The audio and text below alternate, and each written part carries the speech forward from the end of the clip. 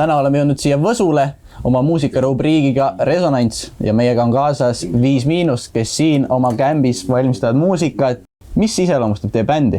Vaba kava, armastus elu vastu ja kõik, mis seal ümber tiirleb. Kõik kõige ilusamad asjad. Mina ütleks fun.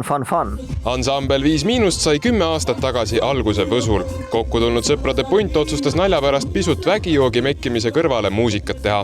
Eeskätt olid tumedate päikeseprillide taha peitunud meeste laulude sõnad väga vulgaarsed, aga olenemata sellest saatis neid edu ja pisike Võsu ööklubi 7 taevas oli 5- esinemistel välja müüdud. Nüüd on tegu ühe Eesti kõige populaarsema ansambliga ja tänavu tähistavad nad juba oma 10. tegutsemisaastat. Selleks puhuks otsustasid 5- mehed ehk Lancelot, Kohver, Korea ja Päevakoer välja anda päris oma postmargi. Ma ei tea, meil oli siuke, see juubeliaasta oli ja siis tuli kontsert ja siis mõtlesime, et mis oleks veel nagu lollim asi, mida teha. Ja siis kirjutasin Omnivale, kui marki ei taha teha ja siis ta ütles, et kuule, kus juures just mõtlesime, et teeks Eesti muusikamargi, Alustame meist. Et mõtlesime samal ajal samu asju ja siis neil oli tavai teeme ja siis nad tegid.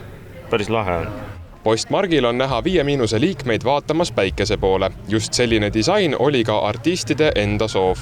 Ja kusjuures see päikse poole vaatamine on ja väga huvitav, et sa saad päikse poole vaata, kui sul on päikseprillid peas. Vaata, see on ka teema. See värvivalik on põnev. Ma ei tea, kus nad selle peale tulid, aga mulle meeldib. See on veriroostene natukene. Sõbralikult diktatuurne pilt. Birgit Pajust on kunstnik, on teinud väga ilusa margi koostöös loomulikult ansambliga, et nad on ise saanud kaasa rääkida, kuidas nad tahavad välja näha või kuidas see margi kujundus peaks olema ja ka kunstniku tehtud ikkagi ja aitäh kunstnikule ka. 5- on seega Eesti esimesed muusikud, kes postmargile jõudsid. Kust selline valik? Et oleks nooremaid inimesi, kes ostavad marke ja koguvad neid marke ja sellepärast ka niisugune nooremale seltskonnale võib-olla suunatud väljaanne. Eesti muusikamaailmas on aga väga palju legendaarseid inimesi. Aga naljatledes võiks ju küsida, miks ei ole näiteks maailma kõige kuulsamal eestlasel Arvo Pärdil oma kujundusega kirjamarki. Aga Arvo Pärdile on võimalus alati marki teha, sellepärast et see on Eesti muusikasarja esimene mark ja me tahame seal ikkagi võimalikult laia